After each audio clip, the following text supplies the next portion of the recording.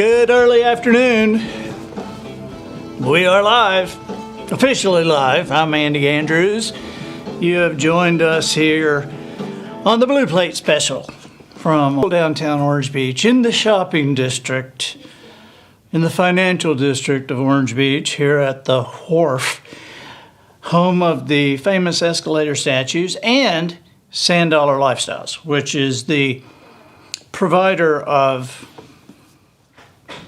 t-shirts. How about this? Remember when you used to watch Let's Make a Deal and they would say Monty Hall's wardrobe provided by Botany 500? Well, here it's Andy Andrews' wardrobe above the waist provided by Sand Dollar Lifestyles at the Wharf. Anyway, hey, make sure that if you're joining us on Facebook that you click your notification button on the Facebook's page and turn your notification on your phone. That way, anytime we go live here on Facebook, I'd like to welcome the Twitter people and the LinkedIn people and the YouTube people. If you can share, like Patricia Clapp did, watching from North Carolina, we would appreciate that. Hey, Joe Farmer, I'm looking forward to this too. We got a good show for you today. Rhonda Hackney Robertson from Madison, Tennessee. Marcy Carlson Taylor. And what are the degrees there? Well, you've got sunshine, so it doesn't really matter, right? Unless you're in Duluth. Dan Stone told us, he said, the coldest days are when there are no clouds. So, you loved the professional notices this morning? Awesome, thanks. Had the Duck Commander on. Yeah, Phil Robertson. And he has that, artificial beard. Not really, it's not really artificial. But I wonder if any kids ever pulled it, just to find out. The boys met him when they were little kids. I'll get a picture of Adam reaching out, shaking hands with Phil. And knowing Adam, I wondered if you'd reach past his hand, pull his beard just to see if it was real. Harvey Blunt, good morning from the Philippines. Wow. What time is it in the Philippines? Nancy Berger, greetings from Monte Vista, Colorado. Brian Davis from Springfield, Missouri, home of Bass Pro Shops. We have people in the studio today, as we do often on Tuesdays and Thursday. We have Steve and Becky from Springfield, Missouri, home of Bass Pro Shops. Yeah. And the what is that? Is it the Wonderful World of Wildlife or whatever that place beside? I really want to see that. That thing, that looks incredible. Like a, what would you call it? Like a monument to taxidermy, I guess. Yeah. And then Ava and Nancy from Minneapolis, Minnesota.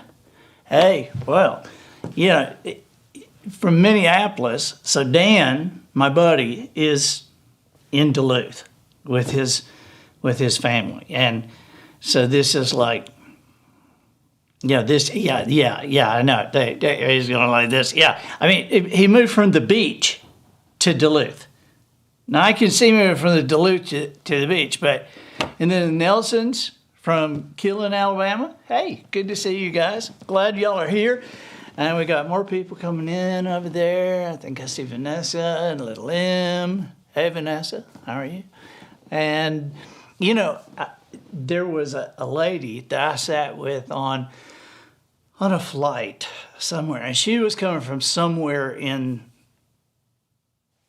East Godly, North Minnesota, somewhere,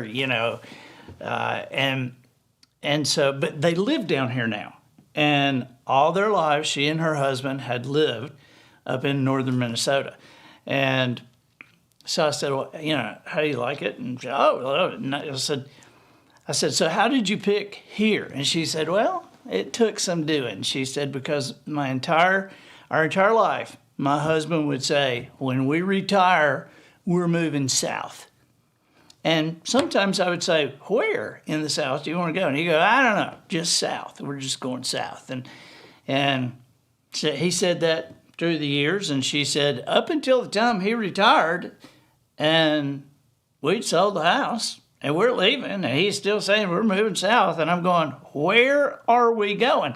And he said, well, we're going to hit I-65, and we're going to go south. And she's like, oh my gosh. And so she said they had an RV and had a big, like a U-Haul kind of trailer behind it, and they had stuff, everything piled in the U-Haul, on top of the U-Haul.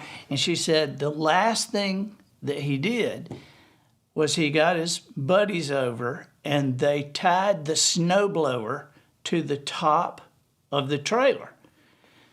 And she said, why are you doing that? And he said, because the first time we stop at a gas station and somebody says, hey, what is that? I'll know I'm far enough south. Chris Comer, hey buddy, how are you doing? And Christy, my sister, hello. Thank you for sharing, Christy. We're eating lunch on Christy like all week this week. She made lunch yesterday, but it's like she killed a cow and a yard full of chickens and, picked a field of green beans. Brenda Gorman, watching from Kansas. Happy Fat Tuesday. It is Fat Tuesday, isn't it? Yeah. Jennifer Blood. You're flooded in Brisbane? What time is it in Brisbane? I don't know. But aren't you a day ahead of us? I think you are. So how will tomorrow be for us? We're just curious, since you're already experiencing it. Jenny L. Hendricks, hey, got your copy of The Last Slave Ship now. Yeah, if you saw that podcast with Ben Raines, that book is a must. The Last Slave Ship. It's just a must. George Kosser, hey buddy, how are you? And old man Kevin Perkins here. We've got a good show. Today is March 1st. It is Fat Tuesday, which I just gotta say, I'm not really a Mardi Gras person. I'm just saying. But there is a big difference in Mardi Gras in Orange Beach and Mardi Gras in New Orleans. Gilbert Little sent me a picture. They were in Mardi Gras in New Orleans and sent me a picture, and I said, yeah, good. I hate to say this, but I'm really glad I'm not there. But it is funny to experience a parade here, because people will go, could some beads, a moon pie, and then somebody will throw it to them off the float, and they go, thank you. I mean, it's very, very polite, Mardi Gras. Nobody's going to show us your body parts like they do in New Orleans. Pete Black, hello from Birmingham. But Mardi Gras just seems a little bit unsanitary to me. I mean, I'm not a germaphobe, but it just does seem, it's like, hey, get the candy off the ground. Yeah, here, go fight that old lady for that candy, right? But I think it's funny. The first Mardi Gras was in Mobile. That was the first Mardi Gras. And the mayor of Mobile is a good friend of mine. He's like a big brother to me. His name's Sandy Stimson. And Sandy is, I think, in his 9th or 10th year as mayor of Mobile. And since they were the first to have Mardi Gras, every year before Mardi Gras, Sandy sends an official certified letter to the mayor of New Orleans giving them permission to have Mardi Gras. Sandy also has, hey, almost 70 degrees in Kansas. Wow. Okay. We are going to talk about today in history. I've done some research, and I think you're going to be very interested in this, because March 1st was evidently a weird date throughout history, and we've got some good stuff for you. And some of it we can explain, some of it we'll just just mention, okay? But on March 1st, in 1692, Sarah Good was arrested for witchcraft in Salem, Massachusetts. Yeah. Now, this is odd, but during her trial, there were a couple of little girls that were accusing these people of being witches. And, when they were in their presence, they would, start doing stuff and going, or whatever they did, and go, she made me do it. And these moronic adults were like, oh, she did. But anyway, during Sarah Good's trial, she was arrested on March 1st. During her trial, one of these little girl accusers threw herself into a fit of rage, and upon being released from Sarah Good's spell, she claimed that Sarah Good had attacked her with a knife and that it broke while Good was trying to stab her. And she even produced a piece of the broken knife. And the crowd gasped. But then a young man stood up and told the court that piece had broken off his own knife the day before, and the accuser had witnessed it. He was even able to produce the knife that broke and took the piece and matched it to the knife that the accuser had. Judge William Staunton scolded the girl, and Sarah Good was hanged as a witch. It doesn't seem very fair to me. But holy moly. So the little girl got scolded. But I'm telling you, this is the very reason. This is the very reason that you don't need to be alone. I mean, I'm very careful as to who I'm alone with. I'm not alone with any ladies, but I'm certainly not alone with anybody's kids. And you just got to be careful. I mean, because that stuff wasn't just from 16 whatever. That stuff happens now. Kevin Perkins said that Sarah Good's husband, that Sarah Good, who was hanged as a witch, that her husband Darren was very mad. Just like a Bewitched reference there. Tammy Nance said a couple girls needed a good whooping. I agree. They weren't arguing about spanking then, though. Chris Elliott says hi from Dover, Delaware. In 1781, on March 1st, on this day in 1781, the Continental Congress officially adopted the Articles of Confederation, which is the first Constitution of the United States of America after ratification by the 13th state, which was Maryland.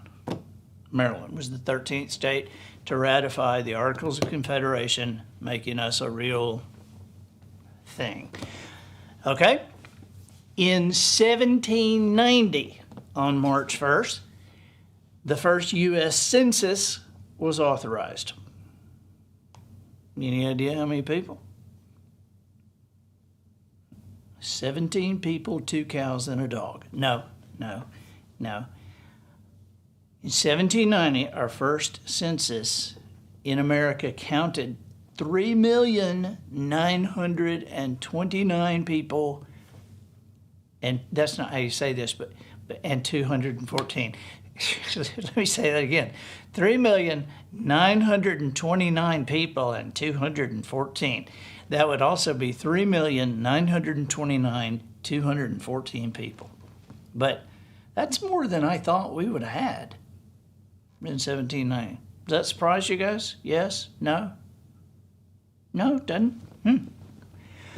All right, on March 1st, in 1845, U.S. President John Tyler signed a resolution annexing the Republic of Texas.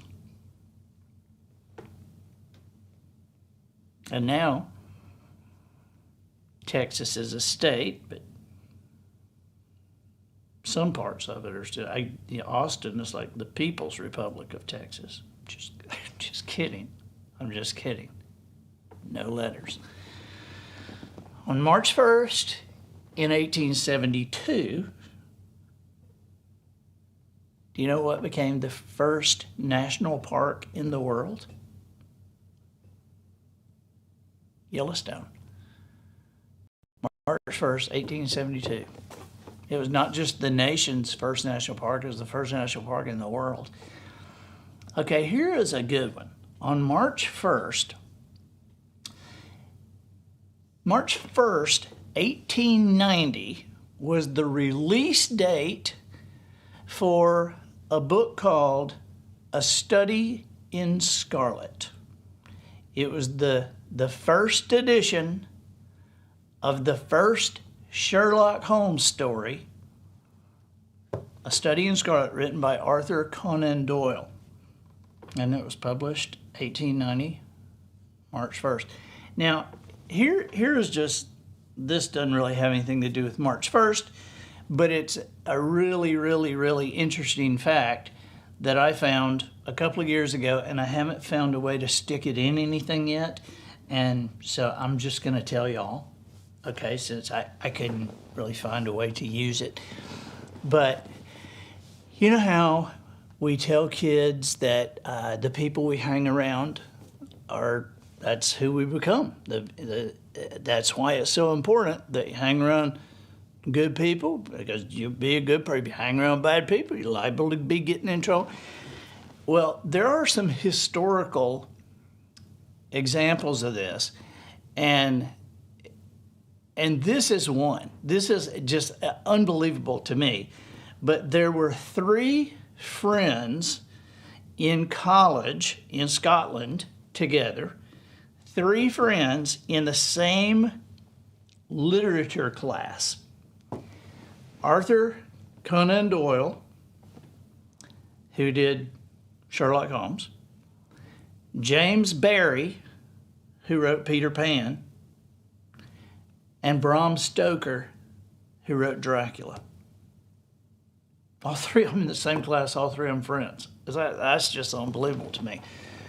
Okay, on March 1st in 1903, Major League Baseball Rules Committee ruled that a pitcher's mound must not be more than 15 inches higher than the baselines or home plate.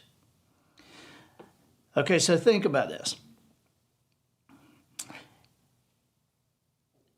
The pitcher's mound is now, and actually was then, 60 feet 6 inches from the plate.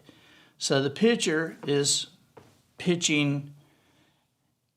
In 1903, they lowered the mound to no higher than 15 inches. And they gave it a height limit, but they didn't give it a lower limit. And they didn't figure they had to give it a lower limit because the pitchers wanted to pitch from a mountain. You know, they wanted to be coming down on that batter. And so I was wondering, I said, okay, so they changed it to no higher than 15 inches. How high were they? And some of them were 26, 27 inches. And get this, in 1860 or 1843 to 1880, the pitcher's mound was 45 feet from home plate. Can you imagine trying to hit that? I mean, coming from a 2-foot high mound from 45 feet away. And so the reason they backed it up and the reason they lowered the pitcher's mound is because they wanted some offense. They wanted, there were just too many shutouts. There are too many 1-0 games. And everybody's sitting there watching, what we used to call a pitcher's duel. Then in 1968, not on March 1st, but just 1968, they had the kind of same thing going on. There wasn't enough offense. And so they changed it to no higher than 10 inches. And then I guess it was in the 80s that they wanted more offense, and they asked everybody to take steroids. And so then they had all the offense they wanted. And there you go. All right. Man, I got to tell you, I still cringe when I think about Mark McGwire. Because that year with McGwire and Sosa, I followed them. I was like every at bat with McGwire, and I kept the magazines of when he hit that last one, and his little kid comes running to the plate, and he's hugging his kid, and that's on the cover of Sports Illustrated, and like 10 years later, I threw him away. That is just so disappointing. But you know what? I got to tell you, the disappointing part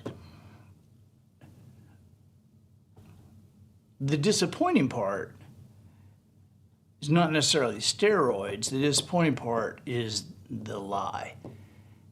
Because, it's something that I tell coaches when I work with them, and that I tell celebrities when I work with them. I say, there are no secrets. There's only secrets that are going to come out. And so it's just a matter of when. And the longer a secret is held, the worse damage it does. But you're not keeping anything a secret, especially today. And the greatest damage done it's not necessarily the deed, it's the cover-up. Nixon would have never resigned if he had admitted to what those guys did. What's her name? Martha Stewart did not go to prison for insider trading. She went to prison for lying about it. Barry Bonds, they couldn't get him on steroids. They had him on trial for perjury. So it's an interesting conversation to have with your kids. So on March 1st in 1969, Mickey Mantle retired today. He had knee problems, and Sean Patrick Oatney gave us that. So Gilbert Little loved Mickey Mantle. We got Mickey Mantle's autograph right over there. So in 1912, U.S. Army Captain Albert Berry performed the first parachute jump from an airplane.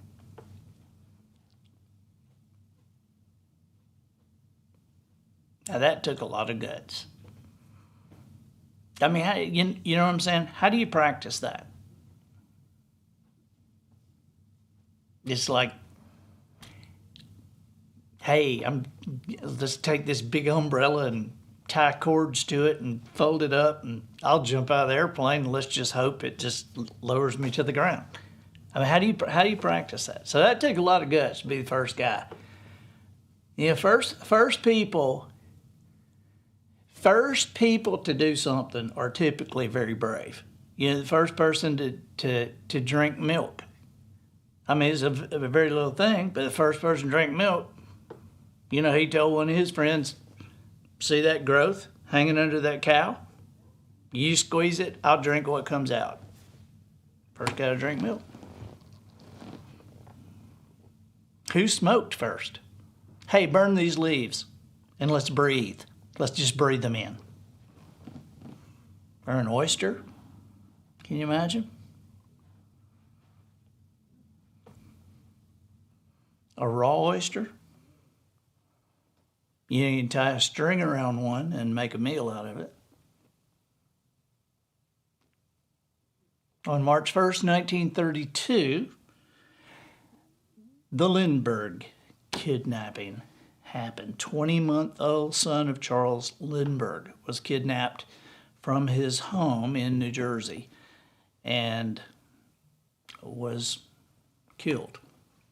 So that was a huge manhunt, national disaster, a national tragedy for somebody that was well loved at the time.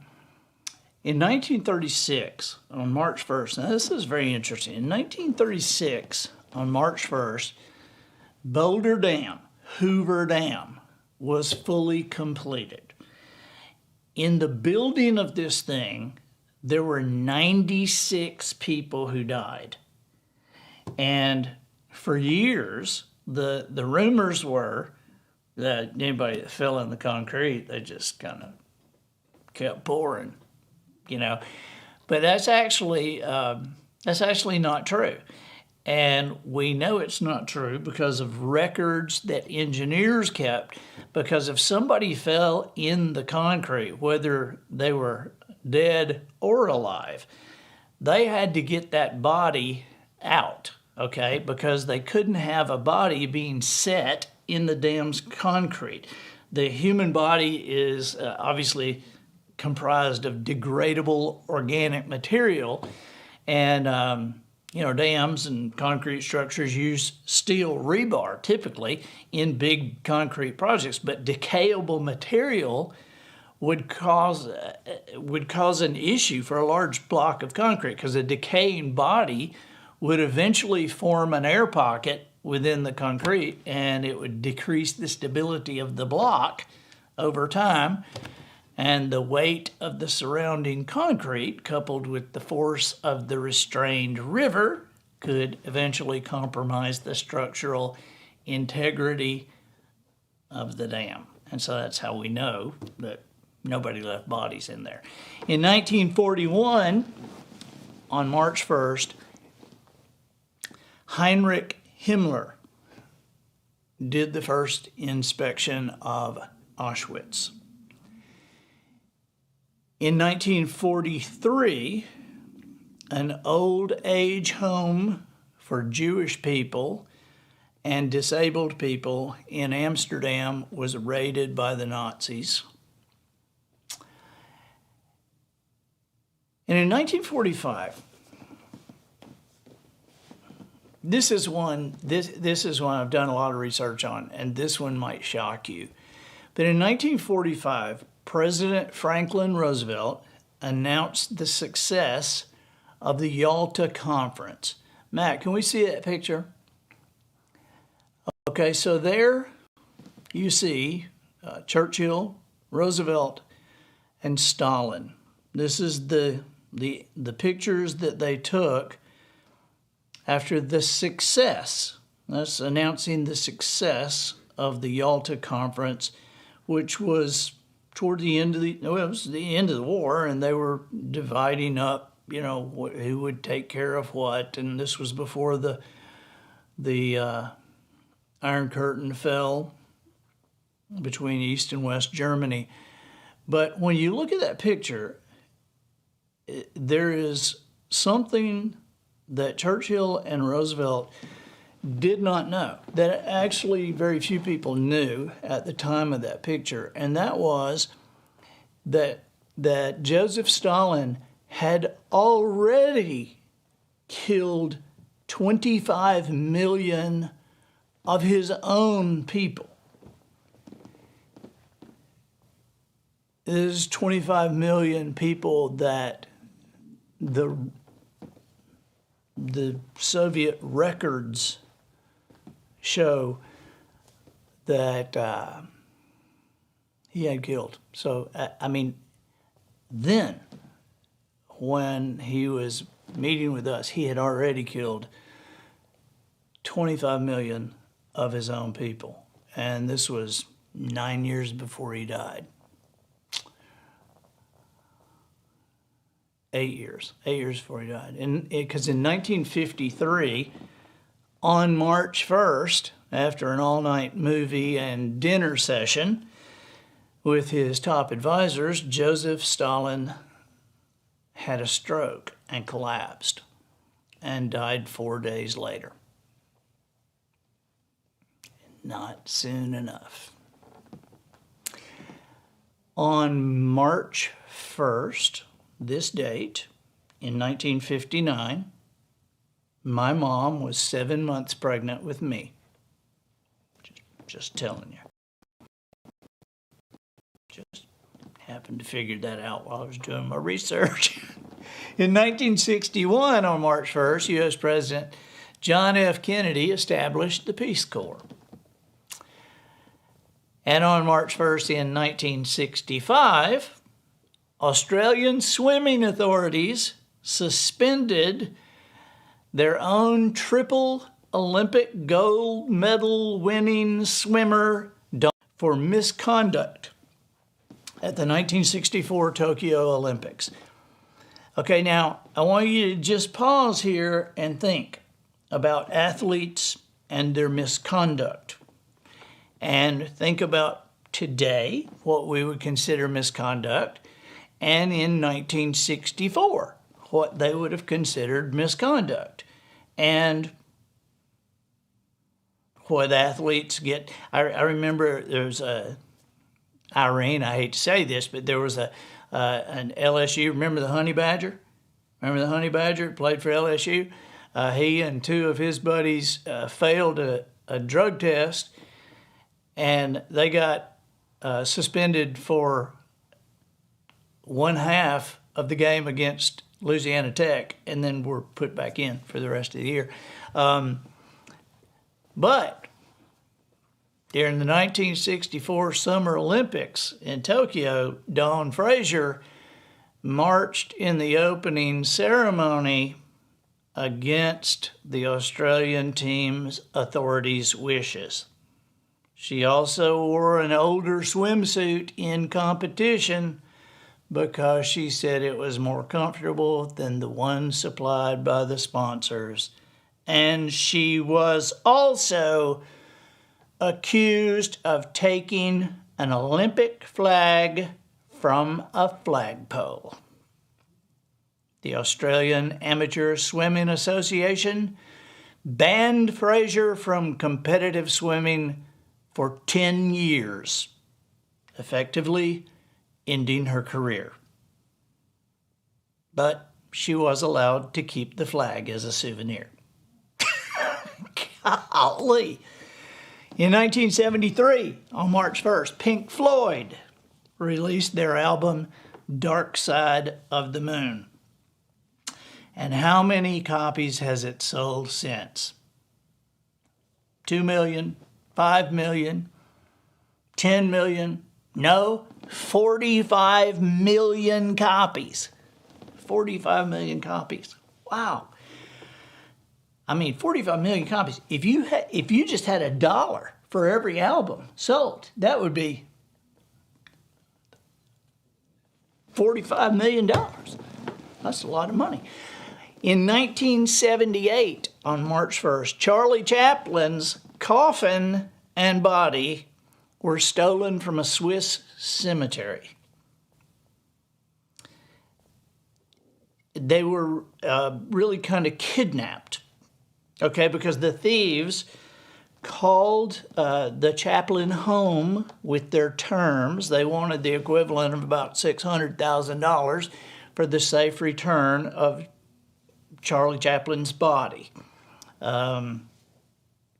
They weren't brilliant kidnappers. The family said, "Okay, what do we want with this body?"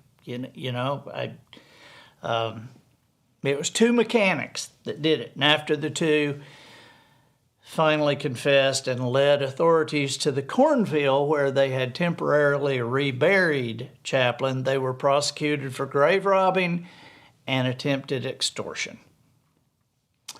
And here's the last one. You ready for March 1st? March 1st, 2020. The first known COVID case was identified in New York. I don't see anybody cheering for that. Good grief. It's been a long 2 weeks. Yeah. Yes, it has. Wow. Well, you guys, on Thursday, we will be on exclusively on wisdomharbor.com. That's wisdom, HARBOUR.com.